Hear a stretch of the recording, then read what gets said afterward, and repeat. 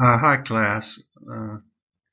This presentation is going to be dedicated to the philosophy of Plato, uh, one of the most famous figures in the history of philosophy.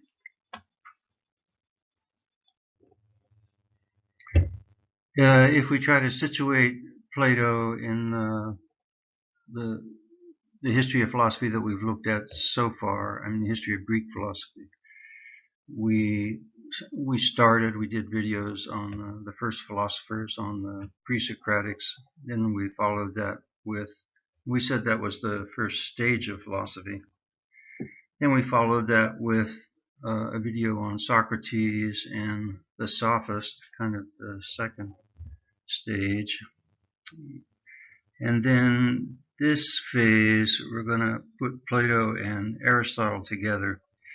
And you can see, if you look at the progression of the questions that each of these groups of philosophers dealt with, that there's been some interesting developments. So we started with the pre-Socratics with a relatively limited set of questions about the natural world, and primarily trying to identify what the basic stuff is in the world, and also trying to explain uh, the basis of change, which seems so obvious when we look at the world. So that was their focus, doing natural philosophy.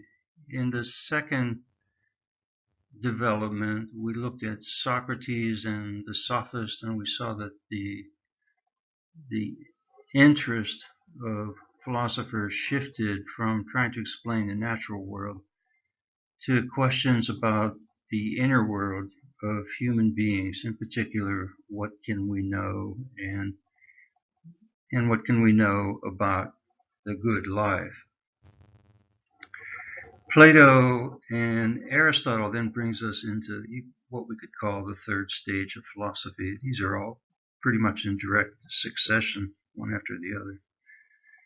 But Plato and Aristotle, their interest and their philosophical questions and treatments went uh, far beyond anything that the pre-Socratics did, and also far beyond even what Socrates and the sophists were interested in. So you get, really, with Plato and Aristotle, pretty two comprehensive treatments of philosophy that are going to be very influential as we head into the future. Plato is still very much situated within what we could refer to as the golden age of ancient Greece. I've included here another rendering of Athens, of the Acropolis in Athens. And this, it's just hard to imagine, although kind of fascinating to try, what it would have been like to live in this time period and in this place. So the, the level, the development of the architecture and the entire atmosphere is pretty amazing. Plato was born into a noble family in Athens, a family that was wealthy and very influential in terms of political power.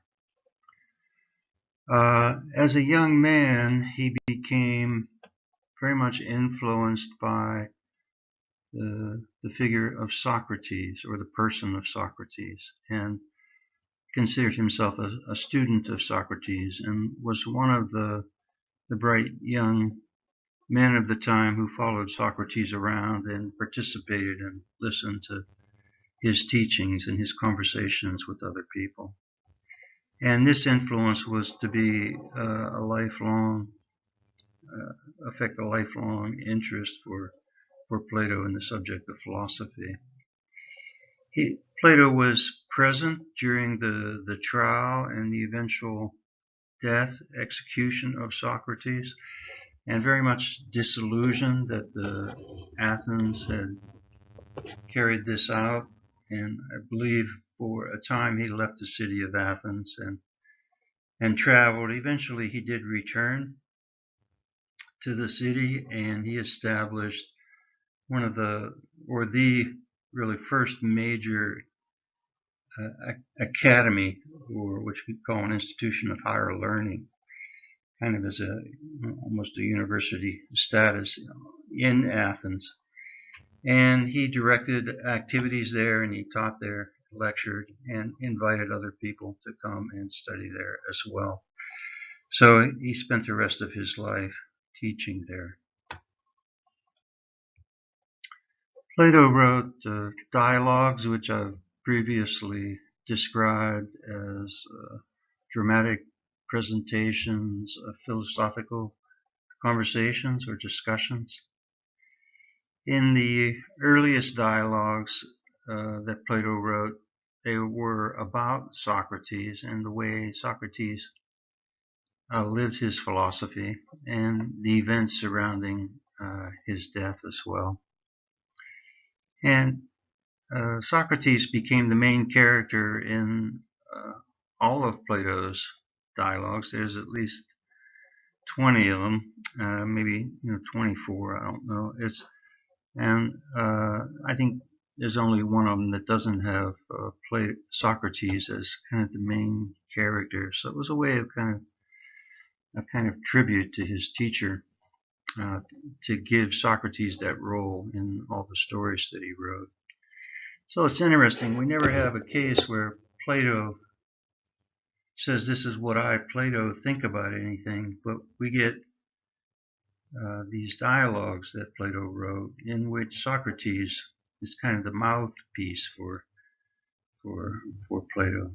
Again, the earliest dialogues were probably closer to uh, the real life figure of Socrates, but later you see that Plato takes his character Socrates, far beyond the interest that Socrates actually had during his lifetime, and moves into all these different areas of philosophy, including metaphysics and theory of knowledge, as what we call epistemology.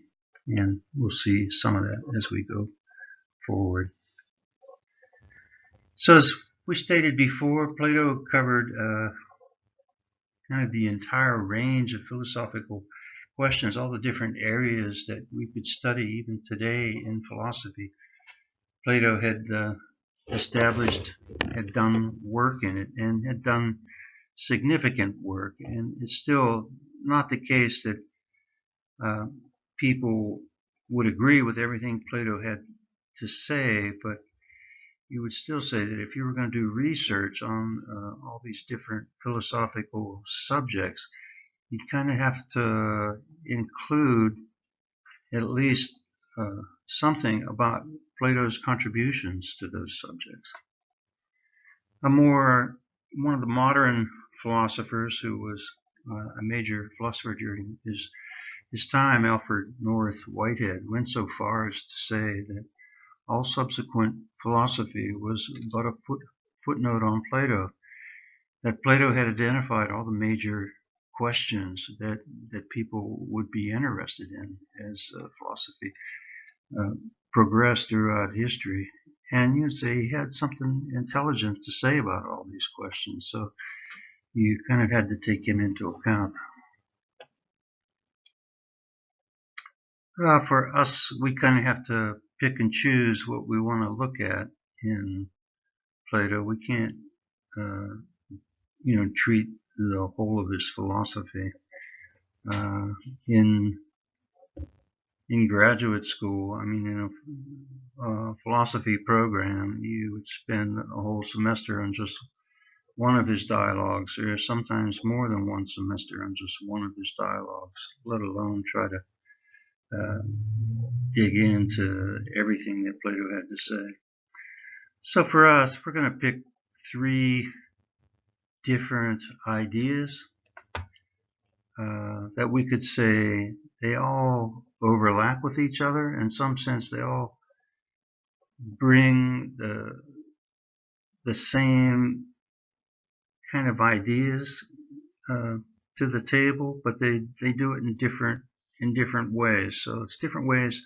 Sometimes there's different ways of talking about the same things, and you have different ways of talking about things so that you can bring out different aspects of it. Any particular one approach isn't enough to reveal everything that's contained within these ideas. So we're going to focus on what I've referred to as the two realms of reality. You could say Plato was a dualist. For him, there were two kinds of things that existed. You say there were things that were sensible and things that were intelligible, two different like basic kinds of stuff. And we'll see those. I'm not going to go into them yet. I mean, we're going to look at them as we go forward, and especially in the divided line analogy.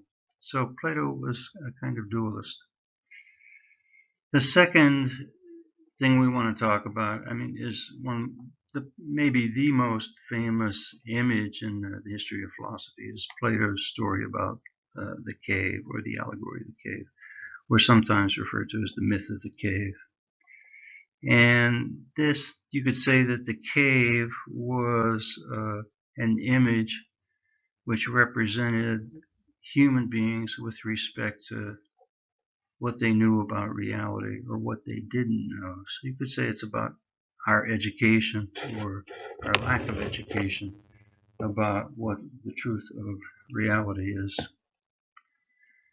The third item is the theory of the forms, and probably this is the most controversial of the ideas within Plato's body of ideas, and the one that would probably draw the most criticism still today. But you see, there's some basis for it in the way that Plato talks about things, although it's still controversial. Well, we can start by saying something about Plato's dualism. You'd say Plato thought the world was divided up between two different realms, both of them real, but different in their natures.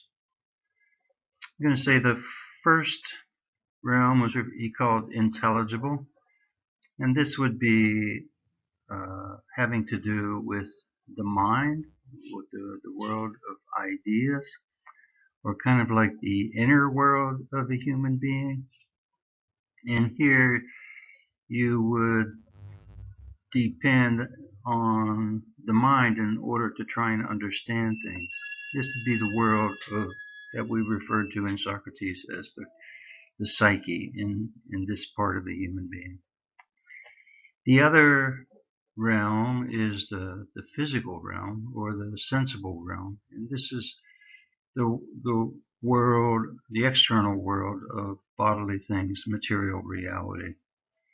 And you could say we know about the external world through our senses, thus we use the word sensible. So there's that's that realm. If we look at the status of how things exist, you could say, I'm going back to the sensible realm now. I mean, you could say that everything that we know about the physical reality is kind of, as Heraclitus had said, everything's constantly changing. And Plato is going to use this word, everything's in the process of becoming. And becoming is interesting because, in a way, becoming is that which is and is not sort of at the same time. I don't know if you remember, Parmenides said a thing can't both be and not be at the same time, but here in the sensible world, everything's in the process of becoming something different. So it is and it's not kind of what it is anyway. So that was Plato's way of trying to to identify a kind of reality in between being and non-being. So you had being, non-being, and in between the two you'd have things which were in the process of becoming. That meant that there was a realm between what we know and what we're ignorant of. Usually, uh, thinkers would want to say that when you have knowledge of something, you know what is. You have knowledge of being. And that's kind of what Parmenides was arguing about back with the pre-Socratics. And with respect to what doesn't exist, what is nothing, what's non-being, you couldn't have any knowledge of what isn't, so that would just be ignorance. But this in between world that Plato wants to say is the sensible world, where everything's always changing. You couldn't have knowledge of it because it's always what it is you're trying to understand is always shifting as you think about it or talk about it. So the best that you can get in terms of knowledge was just opinions about things. So that's in the sensible realm. If we trust what our eyes and ears and our senses and so forth tell us about things, we're going to have a kind of limited understanding. So there's this distinction between the intelligible world, where you can have knowledge, and the sensible world, where the best that you can attain is just opinions about things, depending on what you emphasize in terms of your approach. It's really the idea of forms, which we're going to talk about in a little more detail in a few slides here. But for Plato, the forms were really the originals of things. That forms were like real things, but they were intelligible things. So if you wanted to really have knowledge of something, you had to kind of penetrate to the level of the forms. In actual reality, in bodily reality, say everything is just a kind of a copy of the essential form, or a reflection of it, or an image, cast in some way, but not the thing itself, but an image of it. So you have these two worlds, one a world of thought, the other a realm of body, mind, intelligible, body, sensible. And in Plato, always what the intelligible world is going to be given more importance. So it's thought of as the higher dimension of reality. It's thought of as what's primary, so it has a kind of priority. And in Plato's view, everything in the sensible world, in the physical world, is kind of derivative or secondary in terms of its significance. And so everything originates in this intelligible realm with the forms, in a way. So we'll see how that plays out when we think about it from the standpoint of the other major ideas. Here we have the first of two images that Plato makes use of in an attempt to explain how he sees the relationship between the intelligible world and the visible world. So the second one's going to be the allegory of the cave. This one's called the divided line. It says here divided plane, but divided line analogy. So here he makes a division. It says you take a long vertical line and you divide it in unequal segments. So beneath the horizontal line, you have things that represent things that exist in the visible world. Above the horizontal line, you have things that exist in the intelligible world. And you can see this already has the intelligible reality is higher than the visible or the sensible world. Visible is just another way of talking about sensible. Intelligible is a world that's invisible. So he divides this, and on the left-hand side of, let's see, on the left-hand side of this vertical line, you have objects known, and on the right-hand side, you have states of mind that correspond with what's being known. Anyway. So if you start at the very bottom, say with images, uh, here this is corresponding to inside the cave. This is kind of the level, this very bottom, you would say this is the world inside the cave. What we know of reality is we're just looking at images. These are the shadows on the wall of the cave. And what we understand as a result of this is just, in his view, imagination. Still within the visible world, when you achieve you escape from your chains or something, then you could say, then you see things in the cave more clearly. You're not locked into just what the show on the wall is, but you see what the basis for how that show is getting on the wall. You say then you're looking at the real things, and those are actual things inside the cave. And you say here, then you're at the stage of what he calls belief. And when the prisoner uh, escapes from the cave or climbs out of the cave,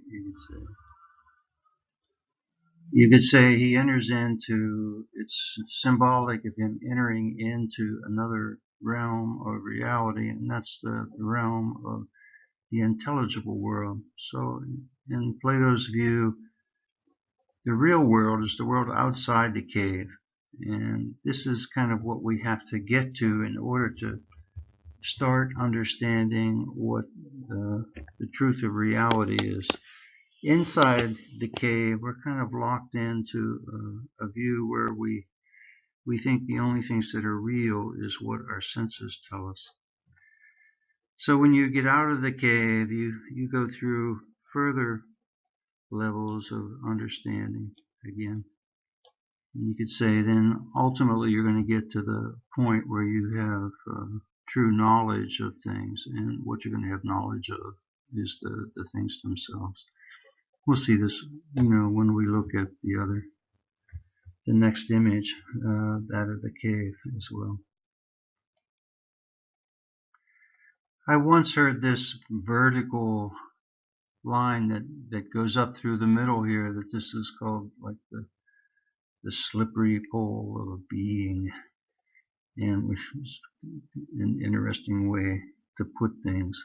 So it's kind of, you could say everything here has a kind of existence, but it's like the things at the top have a greater degree of existence. They have more being. The things at the bottom in the visible world, they have an existence, but it's a lesser degree of existence, a lesser degree of being. So these are the things that you would say are always, this is the world where everything is always changing. And the knowledge that we have based on trying to understand things within this world is always just going to be at the level of opinions.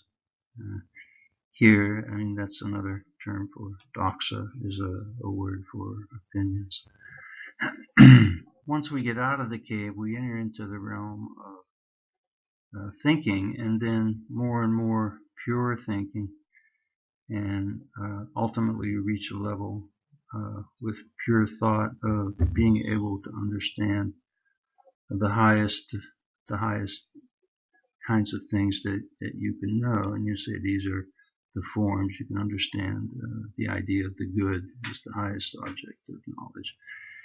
And if you had that, then you would have a clear understanding of things. It's pretty confusing, but hopefully you can get some sense of what Plato is after. When he initially draws this the divided line, I mean, there's other divisions. He said, first you divide the vertical line in unequal, then you're supposed to divide the new segments in the same proportion. So there should be kind of a division right about here, and then another division about here, and then it's kind of in the same proportion as the first line was cut. So there's some sort of in the background some kind of mathematical thinking involved in how Plato lays out all of reality. There's a very definite influence of Pythagoras and his mathematical understanding of reality still in the philosophy of Plato. Here we have the second image that we wanted to look at, the allegory of the cave. I'd like to note that these two images, the divided line analogy and then the allegory of the cave, these are both found in Plato's most famous dialogue, the Republic. And they're found almost at the very center of that work, and which is a pretty big work.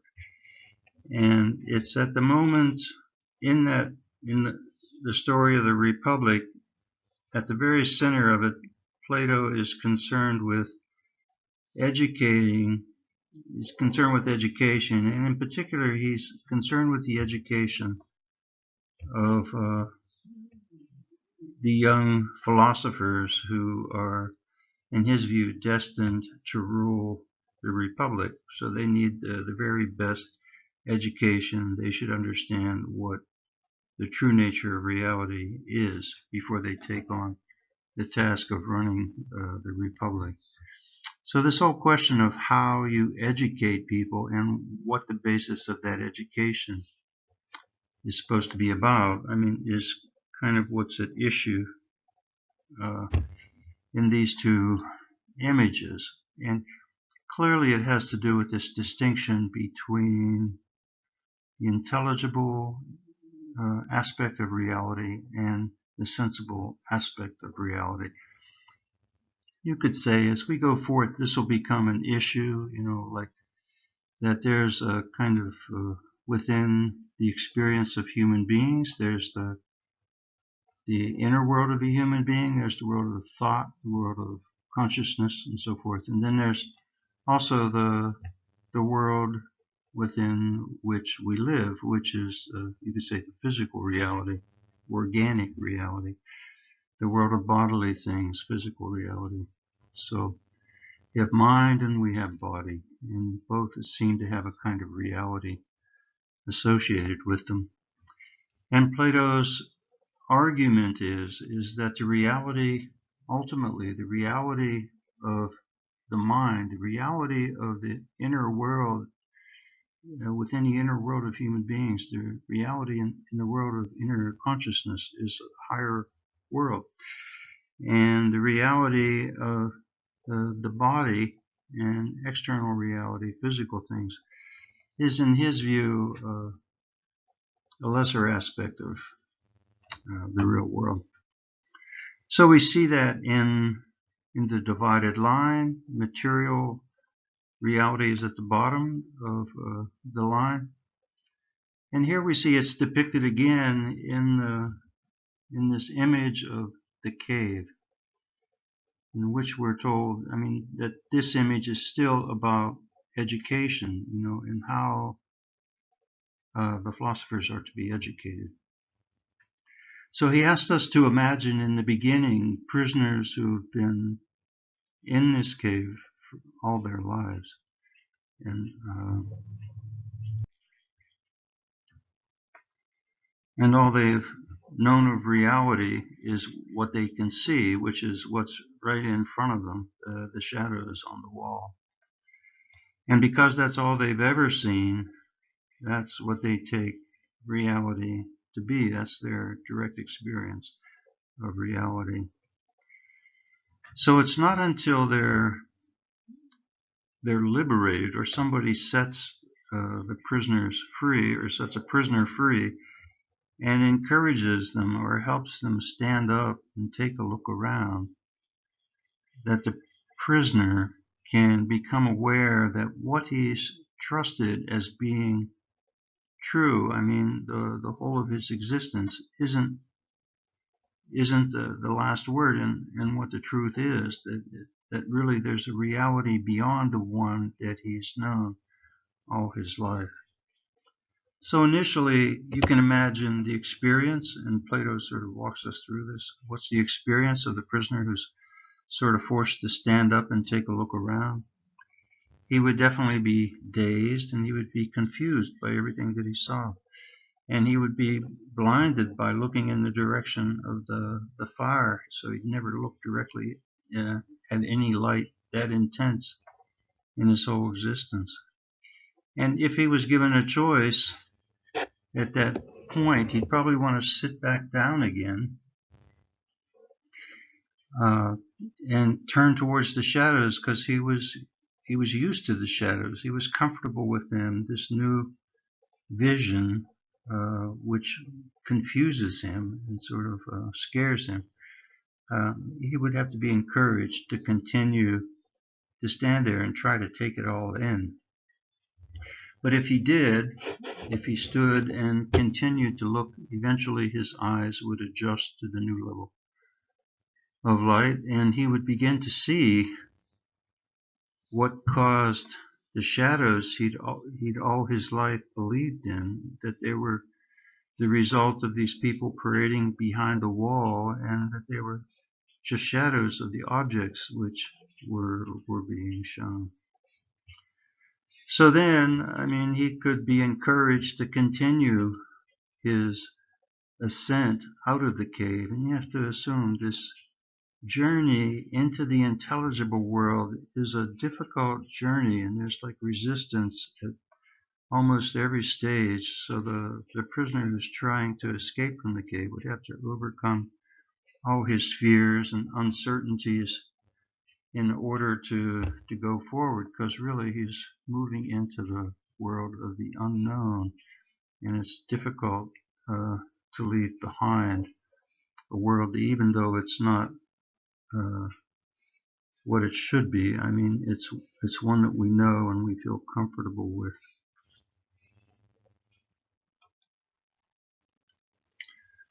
So it looks like the interior of the cave represents the lower the realm below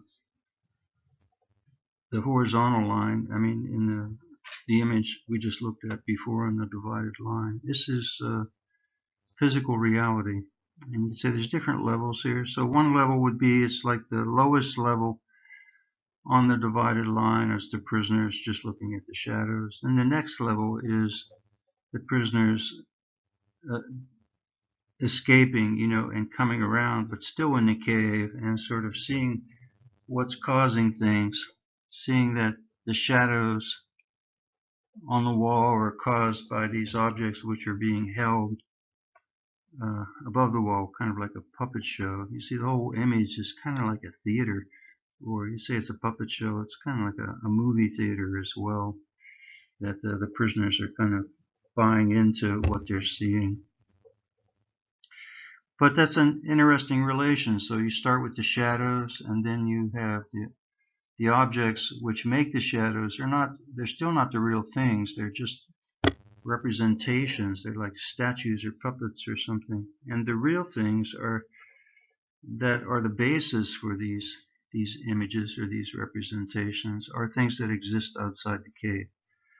So before the prisoner can come to understand the true nature of reality, he has to make the arduous journey outside of the cave.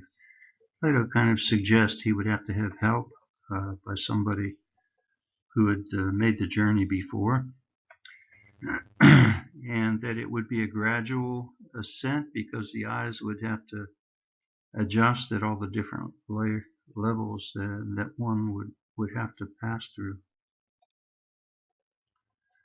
But ultimately, the prisoner would make his way outside of the cave. You can imagine that's the one shortcoming of this particular image is it doesn't depict the external world where the actual things are in a way. So here we just escape. We just get to the out of the believing in the reality of what appears to be the case for us. But when the prisoner would get out, he'd still have to go through this period of adjustment in being able, his eyes would have to adjust in order to see things outside the cave. He'd be more comfortable looking at night by the light of the moon, and eventually his eyes would get stronger and he'd be able to look in the light of day.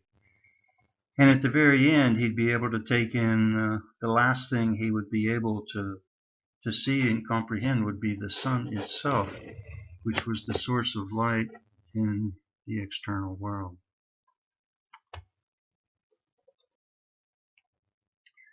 I don't want to be repeating myself so much, and I feel like maybe I have already a bit, but this is this information on this slide. I've already said most of this. I'll just repeat it briefly. That the interior of the cave for Plato represents the sensible world, the world of physical reality. In his view, if that's all we rely on in order to understand the nature of reality, that the best that we can ever come to are opinions about things, because that everything that we're looking at is always changing, so you can't know a truth once and for all, although he still feels that there are truths once and for all that we can attain to. But inside the cave, if we just rely on physical reality, that all we can get are the appearances of things, not the things themselves. And the idea is to escape the interior of the cave and to make it into the outer world, into what he views as the real world, or the truer world. And so that's the whole idea of education. You can see the image of light is very powerful in the cave. I mean, and that's undeniable. And what makes the whole image of the cave work is this idea that we move from darkness into the light, that's kind of what happens when we become educated, that we're moving out of the darkness or a dimly lit environment into one where we see things more clearly. And there's a kind of journey involved in educating ourselves in that way, and the cave is supposed to illustrate that. So when we get into the exterior world, the intelligible world, then it's possible for us to know the things themselves and know the truths about things. Ultimately, that's going to be, in Plato's view, knowledge of the forms. And again, the whole process is an educational process. How do we become educated? How do we come to know what does it mean to understand things better, or to grow in terms of our understanding? It's kind of like moving out of the darkness of the cave into the light of day. And it's an ascent, and it's a difficult uphill journey, and there's resistance at like almost every step along the way. Just for one thing, there is, you have to overcome fear. It's not like fear of being hurt or something, but more it's kind of more of a psychological kind of fear, or a fear of the unknown. It's difficult for us to leave a reality that we're familiar with and to venture off into a reality that we don't really understand or know very well. But that's kind of what's necessary in order to get to a better understanding. And also, we get to overcome ignorance, this sort of belief that, and you could say that's kind of why Plato presents the the allegory of the cave, is to give us an image which indicates uh, that what we take for reality is not all there is to reality, but there's something beyond what we already know. That there's something more that we could know about the world that we live in. So, we need to become aware of the truth of what our situation is, and also of the possibility of moving forward from there. I've just moved on to the next slide, but I have one more comment on the the allegory of the cave, and before I start to talk about the theory of forms, and that is, if you read in the text that what Plato says happens to the prisoner once he becomes enlightened, once he achieves, the final vision of the true nature of things in the outside world. And then he kind of asked, well, what happens then for the the escaped prisoner? And he suggests that the prisoner really should go back in the cave and to help enlighten others. That probably he needed help himself to escape from the cave and get to the level where he's at, but then he kind of owes it to those who helped him to go back and to help others.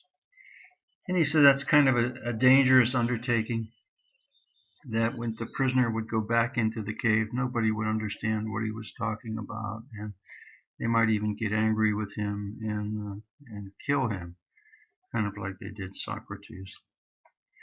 That's that's one idea, but there's another way to try and understand why the prisoner might have to go back in the cave, and that makes sense to me. I mean, is that the cave? I think the cave can represent our bodies. And you could say it's kind of, if you want to take it this way, this whole story of the movement from the sensible into the intelligible, it's kind of a movement which takes place within our own selves.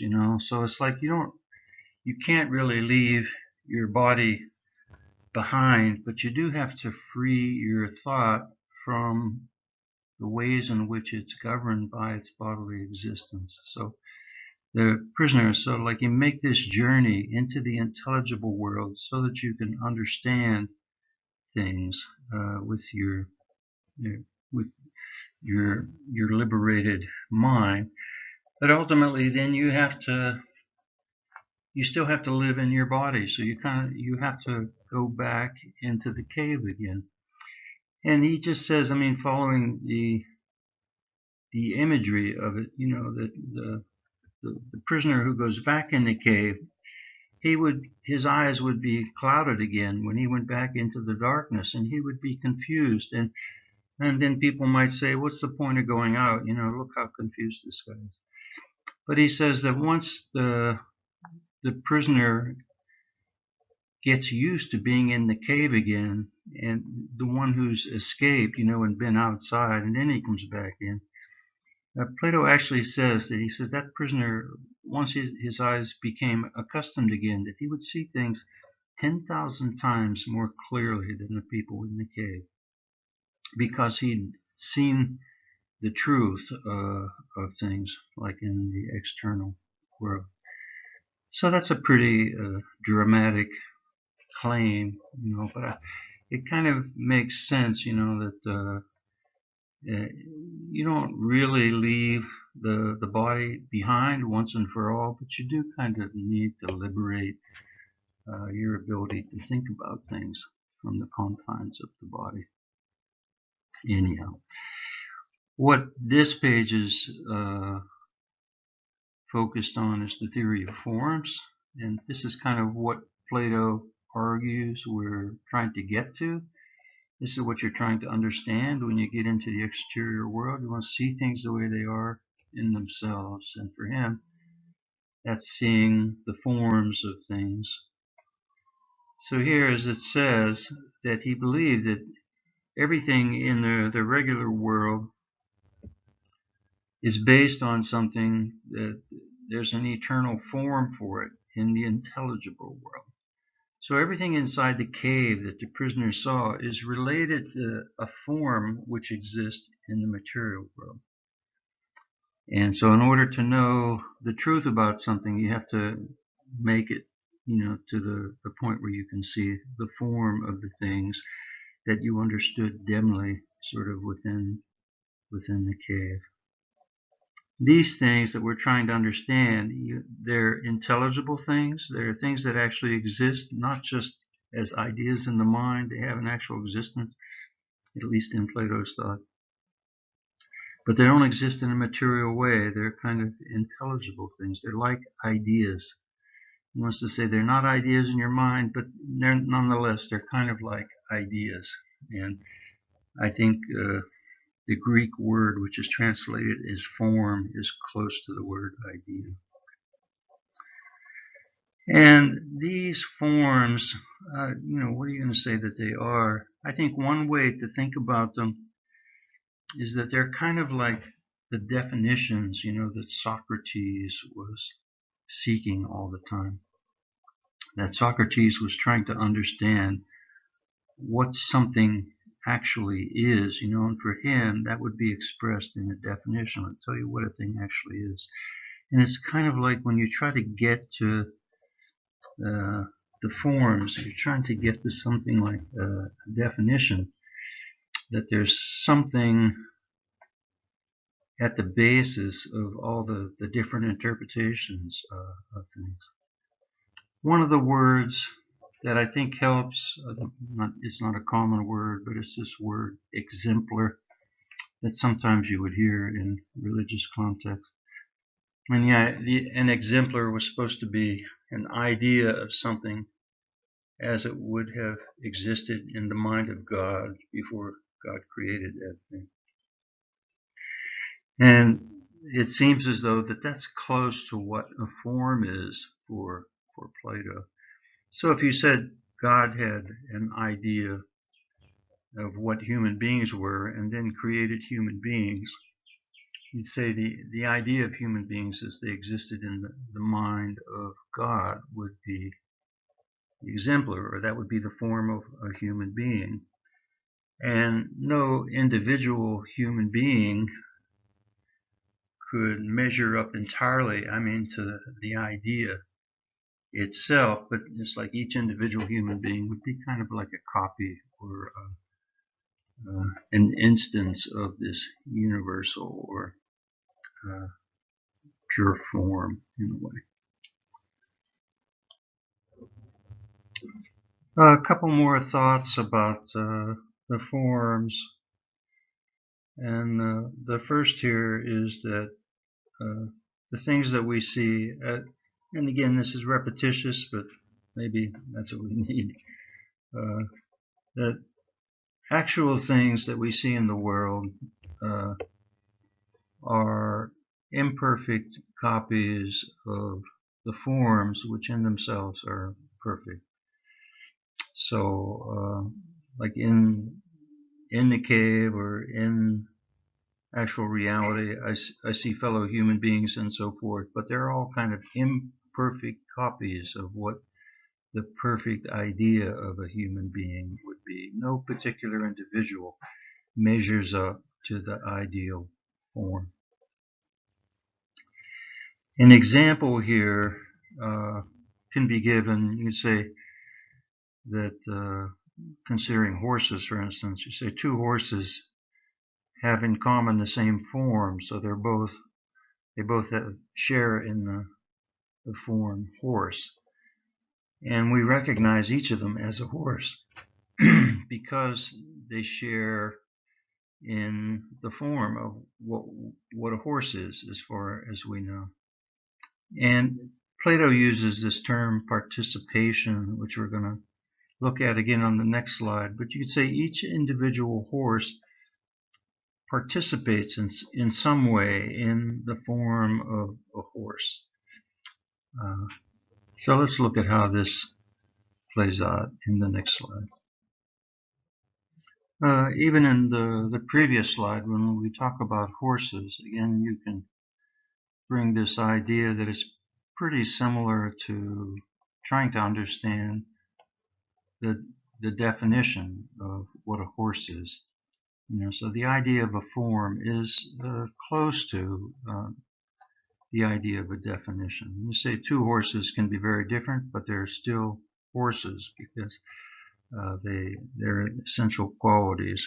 Neither of them is quite a perfect replica of what a horse is, but nonetheless, somehow they're related to the idea of being a horse, even though their specific nature is different in a lot of respects.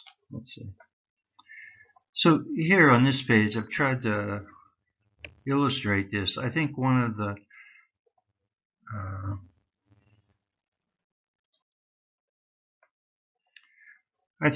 the ideas that Plato talks about is the idea of beauty.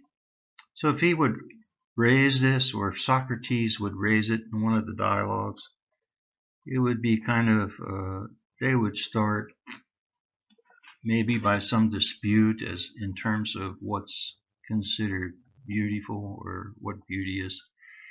And first of all, they would say, is there such a thing as beauty? And say, okay, it seems like there is such a thing, but it's difficult to say exactly what it is. So first you have to establish that it is, then you want to try and say, how would you determine what it is? What is beauty?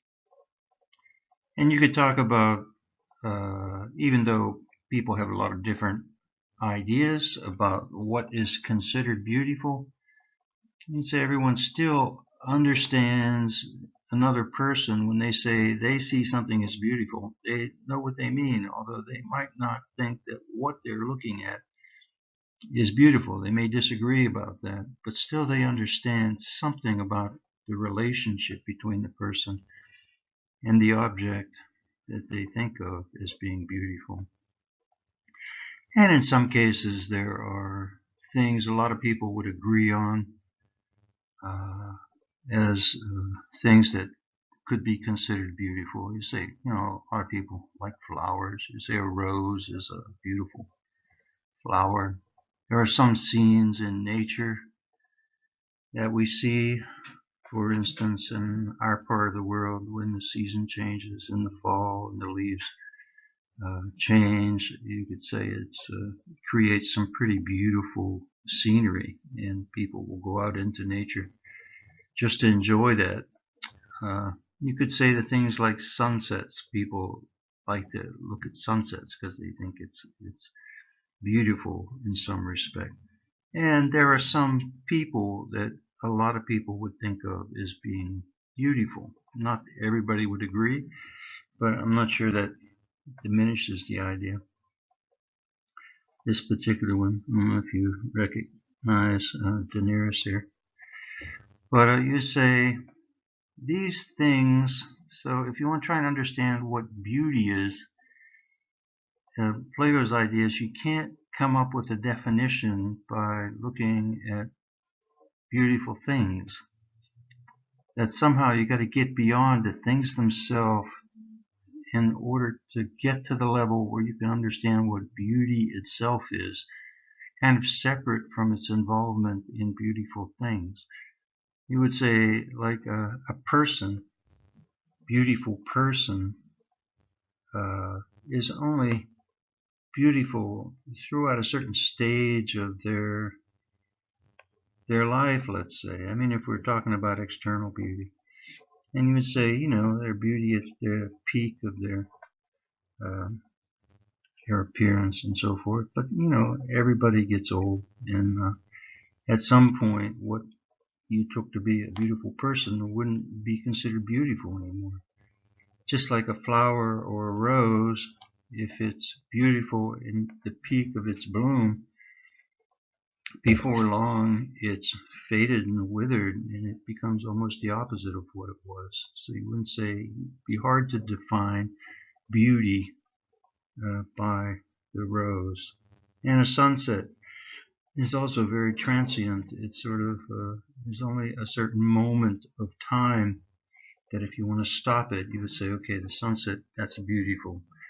But the sun, continues to disappear beyond the horizon, and the beauty is gone. So our experience of reality, everything's always changing. So it's hard to come up with a clear definition for what something like beauty is if we just rely on specific examples. So in Plato's views, those specific examples just give us opinions because they're based on a world that's constantly changing and constantly in the process of becoming. And so these are particular things: Daenerys, the rose, the sunset, so forth. So what the philosopher or the seeker of truth, is trying to get to is beauty itself. Beauty, uh, what does beauty itself, what does that mean? And it's kind of like that's sort of what you would kind of have to penetrate to. And if you did, you would say that that truth would then be something which was timeless. It wouldn't be related to specific things. It would be kind of eternal truth. It would be the essence of what beauty is. It would be the form of beauty itself, and it would have a kind of being. And we say being because it doesn't, there's no change involved in it. It's a constant. It's always the same. And this is what, you would want sort of knowledge to correspond with, that which is and is for all time. So that's kind of what, and then you would say, what's the relationship between the two? So this is kind of a difficulty that Plato is going to have. If you want to say that there are real things like forms of beauty, you say, well, how is the form of beauty related to a particular beautiful thing? And Plato's just going to say somehow it participates in that thing at a certain moment in its development, like the sunset and the rose and a beautiful person in their prime. So we'll see that that will be a basis for some criticism, one of the criticisms of Aristotle in our next chapter. So I think for now this has to be enough. I hope you get some idea of what Plato is trying to accomplish. He's even though the idea of the forms, the idea of ideals, entities, forms, that somehow they actually exist in the world, is a challenging notion to wrap our heads around. There's still something behind it, this idea that we use words, we use language in a way where we assume that the words have meanings, and we're trying to be clear about what the words actually mean. And that's what Socrates was after, and you see in some way Plato's trying to continue that same search.